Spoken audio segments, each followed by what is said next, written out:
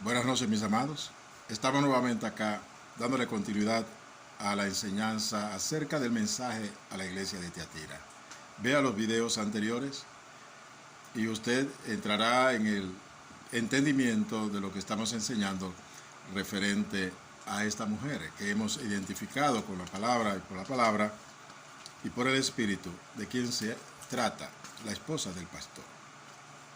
De aquellos pastores que han permitido que sus esposas, sin tener llamamiento a ejercer autoridad en la iglesia, la ejercen como pastoras, por ser la esposa del pastor. La esposa del pastor es solo la esposa del pastor. Es la ayuda idónea del pastor y también de su ministerio. Pero no es llamada a predicar lo que es profetizar a la iglesia del Señor. Y también son aquellas esposas que se igualan a su esposo en autoridad. Son aquellas que tienen el pensamiento de que 50 y 50, influenciadas por la ideología del feminismo, que mucho ha prosperado en el mundo y también ha prosperado en las mujeres en las iglesias. Difícil es a las mujeres sujetarse a la autoridad que Dios ha establecido, porque la autoridad de una mujer es su padre en la casa. Si es una mujer soltera, incluso si es una mujer divorciada. Una mujer divorciada debe volver a la casa de su padre, no puede estar sola. Una mujer de Dios, una mujer que está en la iglesia, debe estar bajo autoridad en su casa. Y si no está el padre, ¿a quién sujetarse? Pues la Escritura enseña que al hermano mayor. O en el caso, a las autoridades en la iglesia. El pastor y los ancianos deben ser la cobertura espiritual de la mujer en la iglesia, aquella que ha conocido el divorcio o que es viuda. Pero la mujer soltera debe estar sujeta a su padre en su casa. Y si no está el padre, sujeto a su hermano mayor. Si no, al pastor y a los ancianos. Esas son su autoridad. Porque la mujer necesita autoridad sobre su cabeza. Y no puede y no debe enseñar en la iglesia. Tampoco predicar. Sí puede traer palabra de profecía como don que Dios le da para ministrarle a la iglesia, pero debe estar sujeta a autoridad.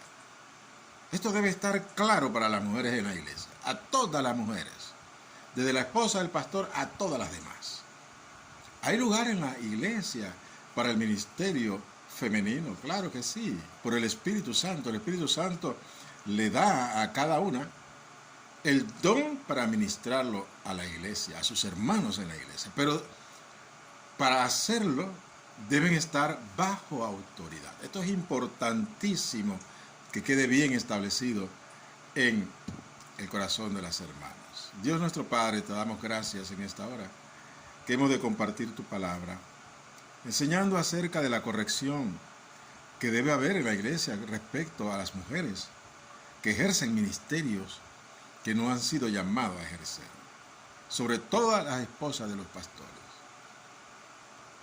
Sé que es una palabra difícil de recibir, pero es tu palabra, Señor, y debemos sujetarnos a ella, por amor a tu nombre y en obediencia a lo que tú has establecido, porque tú eres un Dios de orden, Dios que ha establecido autoridades en la iglesia, en las familias, para que nos vaya bien, conforme a tu voluntad y a lo que tú has establecido para nosotros, los hombres, los seres humanos, y sobre todo para tus hijos e hijas, que invocamos tu nombre. Engrandece tu nombre, Señor, en medio de esta enseñanza. Que tu palabra corra y sea glorificada. Yo daré tu palabra conforme la has puesto en mi corazón, sin quitar ni poner. Ayúdame, Señor, que no haya mezcla de mi corazón en esta enseñanza, sino que sea la palabra pura que viene de ti, sin adulteración. Lo pido por el amor a tu nombre, en el nombre de Jesucristo, mi Señor y Salvador, nuestro Señor y Salvador. Engrandece tu nombre en medio nuestro, en medio de tu pueblo, en medio de las iglesias, en todo lugar y donde se escuche este mensaje, en el nombre que es sobre todo nombre, el nombre de Jesucristo. Gracias, Señor. Alabo y glorifico su nombre por su palabra viva y eficaz, y por el deseo en el corazón de Dios de enderezarnos, corregir nuestros caminos, para que recibamos la visitación de Él por su Espíritu Santo. Y hay ese avivamiento en el cual hemos estado orando por tanto tiempo. El avivamiento final, el último avivamiento de la iglesia, que ha de darse, porque es palabra del Señor. Porque el Evangelio ha de ser predicado hasta el último rincón de la tierra. Pero el Evangelio ha de ser predicado con señales y prodigios, por la presencia de Dios en medio nuestro. Para ello es necesario que nos enderezcamos, corrijamos nuestros pasos y nos sometamos a la palabra del Señor. Que así sea en este tiempo en medio de su pueblo. Continuamos. Estaba viendo acá en el mensaje a Tiatira y estamos casualmente todavía identificando, esto está en el capítulo 2 de Apocalipsis, versículo 18 al 29. Es el texto que hemos estado desarrollando en estos videos. Queremos terminar en el día de hoy. Si hemos de grabar 4 o 5 videos, lo haremos para concluir la enseñanza. Que no haya dudas de que es la palabra del Señor. Y así nos sujetemos a ella para la gloria de su nombre. No buscamos otra cosa que glorificar el nombre del Señor a través de la obediencia a su palabra. Y asimismo también conocer la visitación de Dios, que ya está a punto de venir sobre nuestra vida, sobre las iglesias, sobre siervos y siervas obedientes, que Él ha separado para este tiempo, y después toda la iglesia. Porque así es lo que he sido enseñado, que el avivamiento viene primero individualmente en personas escogidas por el Señor, que han sido obedientes a su palabra y a la voz de su Espíritu. Y Él levantará siervos y siervas para hacer esta obra de avivamiento. Avivamiento personal. Y después avivamiento en la iglesia.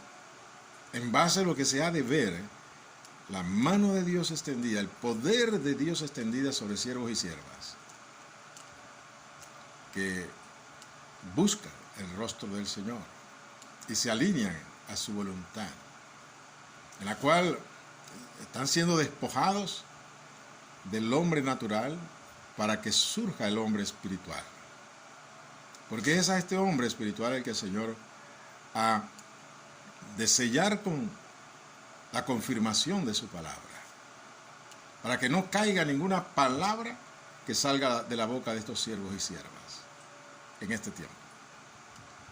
Y de esa manera la iglesia despierte de que lo que estos siervos y siervas están experimentando también es para el resto de la iglesia. Pero ellos han de manifestar claramente que lo que está sucediendo con ellos es simplemente que buscaron el rostro del Señor, enderezaron sus vidas con el poder de la palabra y el poder del Espíritu Santo obrando en cada uno de ellos. Que el Señor se ha de glorificar en estas vidas. Y así comenzará a aumentar el número de siervos y siervas en las iglesias que buscarán el rostro del Señor. Y el Señor va a derramar de su gloria, de su presencia, del Espíritu Santo. Habrá una visitación grande en la iglesia en este tiempo. Pronto, muy pronto. No tengo revelación del día, ni la hora, ni la fecha, pero sé que es pronto. Lo veremos. Todo lo que está sucediendo en el mundo, que nos está afectando, es para que nosotros busquemos el rostro del Señor. Y solamente lo tengamos a Él como nuestro proveedor de vida, de sabiduría, de entendimiento, de revelación de su voluntad y de su palabra. Hay muchas interpretaciones de la palabra de Dios. Todas ellas, menos una, erradas y equivocadas. ¿Cuál es aquella, menos una, que no es errada y equivocada? La que el Señor pone en el corazón de hombres y mujeres que entiendan la palabra del Señor, su voluntad, y se sometan a ella. Sí, porque la doctrina de Cristo es la que ha de prevalecer en nuestra vida. En todas las iglesias habrá una sola doctrina, la doctrina de Cristo, el entendimiento de la palabra de Dios para este tiempo. Porque en este tiempo, que es el último tiempo, que se está acabando el tiempo de los gentiles, el Señor traerá una visitación poderosa a su pueblo, los que invocamos su nombre, para que hagamos la obra final. Entremos a la mies, que es mucha, y la mies está madura. Hay almas esperando por el evangelio de salvación. Y el Señor abrirá las puertas para que esto se dé. Muy pronto lo veremos y nos gozaremos en ello, de ver la presencia gloriosa de Dios en medio de su pueblo, que es el hambre que tenemos, hambre de Dios, el Dios vivo en nosotros, y que se manifieste, que el reino de Dios se manifieste en nosotros. Esa es nuestra hambre y nuestra sed, sed de Dios, sed de su presencia y de su espíritu, y el mover de su espíritu en nosotros. Vamos a continuar. Estamos en el primer libro de Reyes, considerando la situación de Acab y de Jezabel, su mujer. Recordando que hemos identificado a esta Jezabel, esta mujer Jezabel, que se dice profetiza y no lo es, que predica en la iglesia sin ser llamada a profetizar o predicar en la iglesia, porque ha usurpado esa posición. Y su esposo, el pastor, la ha dejado. Al igual que Acab. Acab, de carácter débil, dejó que Jezabel, llena de idolatría en su corazón, trajese toda esta idolatría al pueblo de Israel, contaminara a Israel, contaminara primeramente al rey Acab, quien se inclinó ante los deseos de su mujer, los deseos íntimos de su mujer, de tener autoridad en el pueblo de Israel. Él se inclinó a ella y le permitió que ocupara un lugar de posición dentro de la iglesia. Pues bien, estamos en el capítulo 19 del primer libro de Reyes.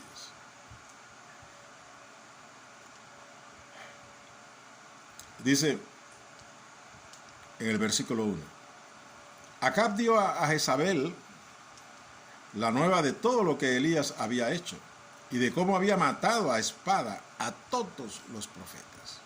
Más de 400 profetas de Baal. El mismo Elías le cortó la cabeza, le pasó la espada. En este tiempo es necesario cortar la cabeza de muchos falsos profetas en medio de las iglesias. Personas que están predicando enseñanzas equivocadas y erradas y los pastores dejándolos hacer. Pues es necesario en este tiempo que el Señor levante profetas que corten cabeza de estos falsos profetas, de falsos maestros, que vengan con la palabra cortante, que es la que corta la cabeza, ya no físicamente, sino espiritualmente. Es necesario acallar estas voces para que no sigan contaminando y engañando al pueblo de Dios. No vendrá la solución de los pastores que son cómplices de esta situación. Ellos son los que han permitido esta contaminación dentro de la iglesia. Es necesario que el Señor levante voces, profetas, que teman a Dios, que tengan comunión íntima con el Señor y que reciban palabra que viene del trono de Dios para la iglesia y para los líderes de la iglesia también. Que si la escuchan o no la escuchen, ese es problema de ellos.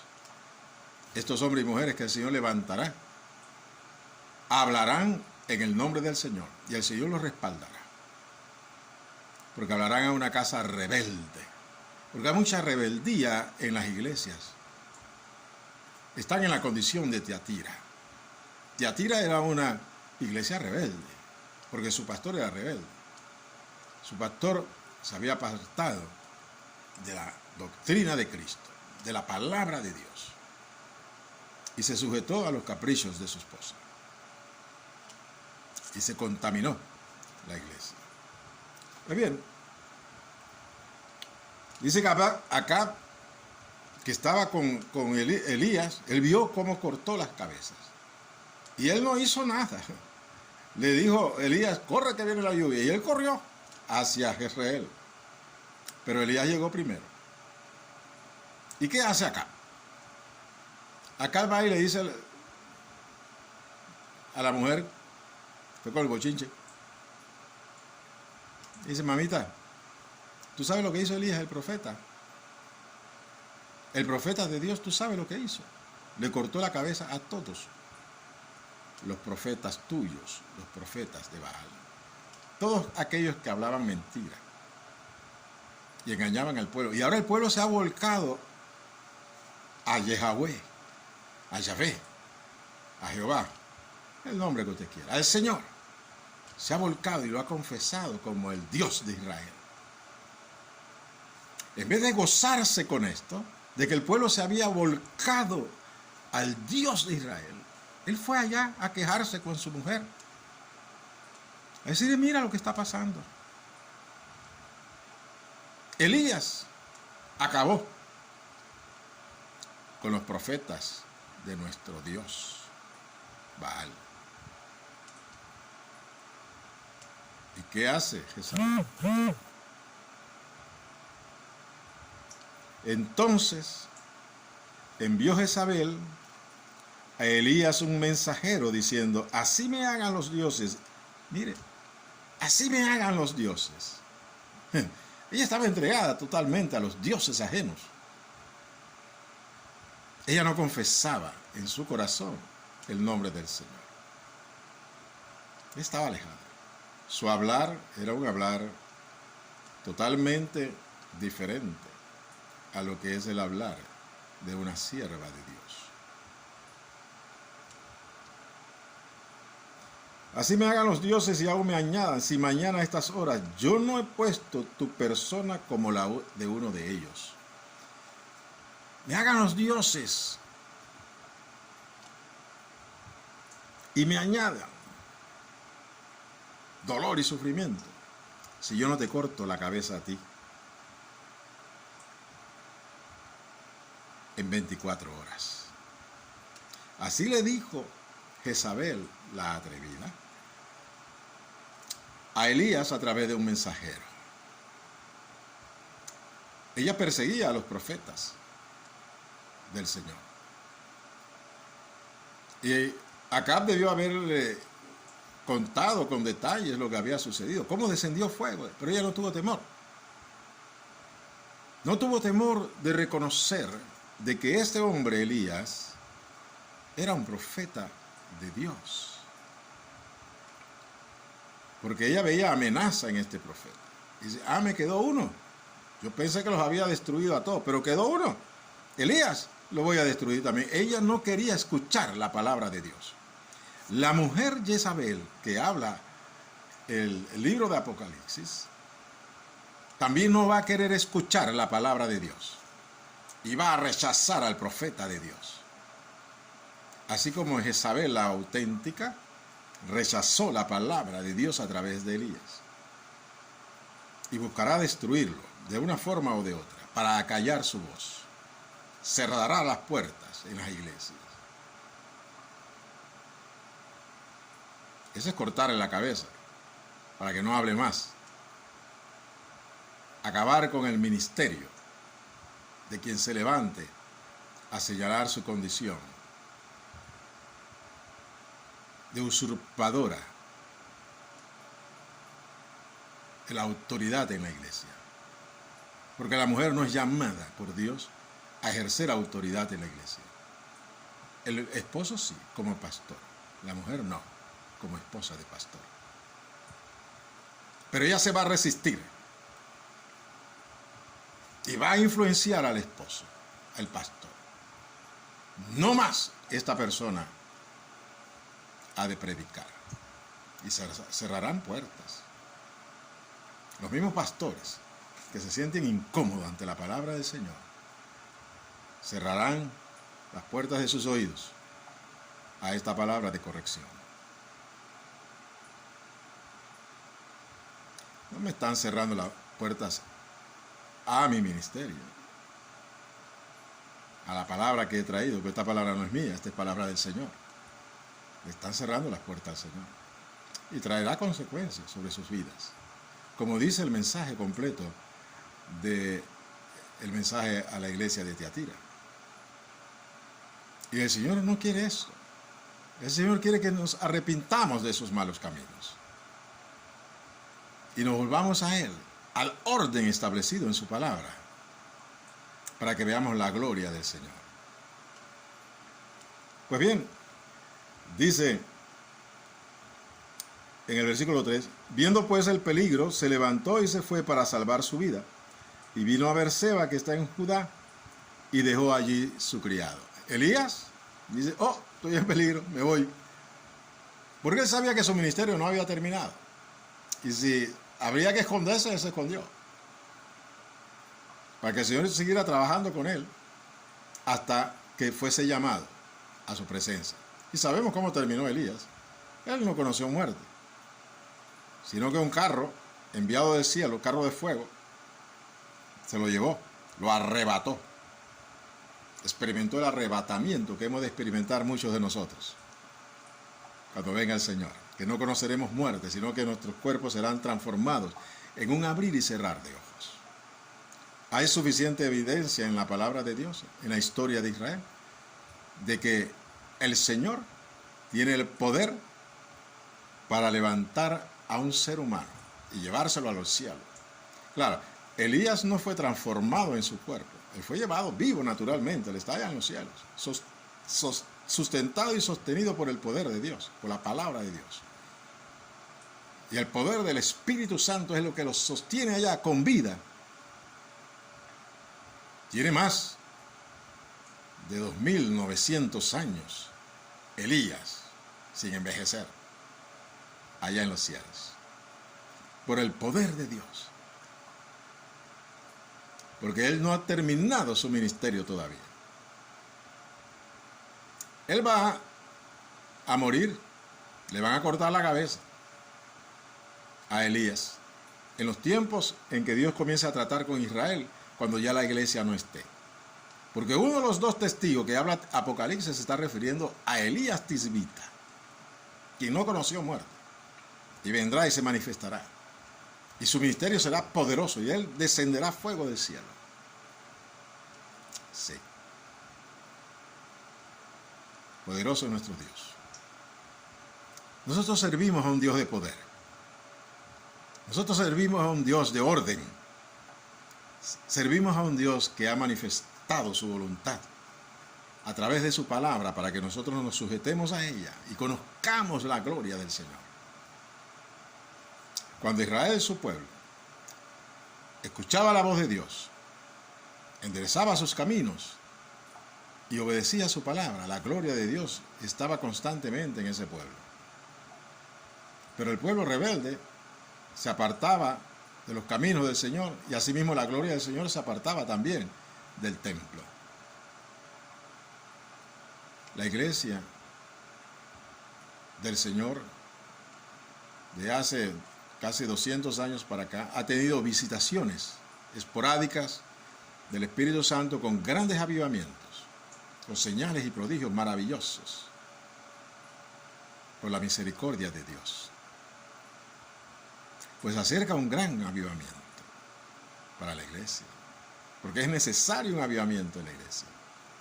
El avivamiento es hombres y mujeres llenos de la presencia de Dios, que han encendido el fuego del don que está en ellos. Como bien le dijo Pablo a Timoteo, enciende, aviva el don que está en ti por la imposición de manos del presbiterio. Cada uno de nosotros hemos recibido un don, pero está como apagado. En la iglesia, me refiero como cuerpo, porque hay hermanos, evangelistas, pastores, grandemente utilizados por el Señor, a cual se manifiesta el poder de Dios a través de señales y prodigios. Pero también se han levantado pastores que operan en un espíritu de engaño y también tienen señales y prodigios. Porque el engaño va a prosperar y está prosperando en el mundo y en la iglesia. Entonces, ¿cómo discernir quién está en el camino correcto y a quién escuchar? Aquel que está sujeto a la palabra de Dios y no contamina la doctrina de Jesucristo, ese es el que Dios respalda. Pero si enseñan cosas extrañas, cosas contrarias a la palabra de Dios, que traen vituperio al evangelio, y tienen señales, y muestran señales, son señales engañosas. Mucha gente, por seguir a las señales, se pierde. Porque nosotros no debemos seguir a las señales, debemos seguir al Señor Jesús. Jesucristo, el Hijo de Dios, el resucitado. A Él es el que debemos seguir, no a las señales y prodigios. Aunque anhelamos señales y prodigios, que es el respaldo de nuestro Padre a la predicación de su palabra. Porque Dios respalda a su palabra con señales y prodigios. Y eso viene para la iglesia muy pronto. Vayamos al primer libro de Reyes, el versículo 21.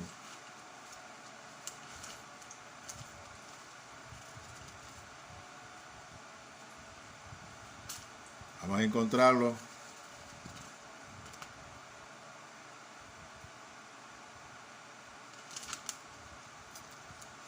Versículo 1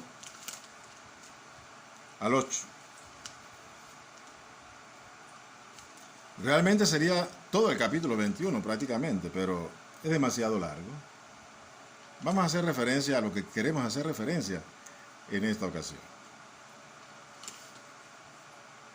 Después que pasó lo que pasó con Elías, y Elías desaparece de la vista de Acab y de Jezabel, que lo quería matar, es cuando Elías llama a Eliseo para que Eliseo sea discipulado para el ministerio de profeta. En cuanto está Acab y Jezabel buscando a Elías para matarle, Elías está cumpliendo el propósito de Dios, preparando a un sucesor, en este caso a Eliseo. Pues bien, pasado a estas cosas, vuelve la Escritura y nos trae a la luz situaciones con Jezabel. Y mire lo que pasa. Digo, pasadas estas cosas, el versículo 1 del capítulo 21. Aconteció que Nabor de Jezreel, acuérdense que el palacio de Acab estaba en Samaria, en Jezreel, tenía allí una viña. Este Nabot tenía una viña junto al palacio de Acab, rey de Samaria. Y Acab habló a Nabot diciendo: dame tu viña para un huerto de legumbres, porque está cercana a mi casa. Ese hombre era perezoso, antojadizo, se antojaba de cualquier cosa. Era rey. Ahí vemos al rey buscando satisfacer sus deseos, sin importar nada, porque esta viña le pertenecía a Nabot.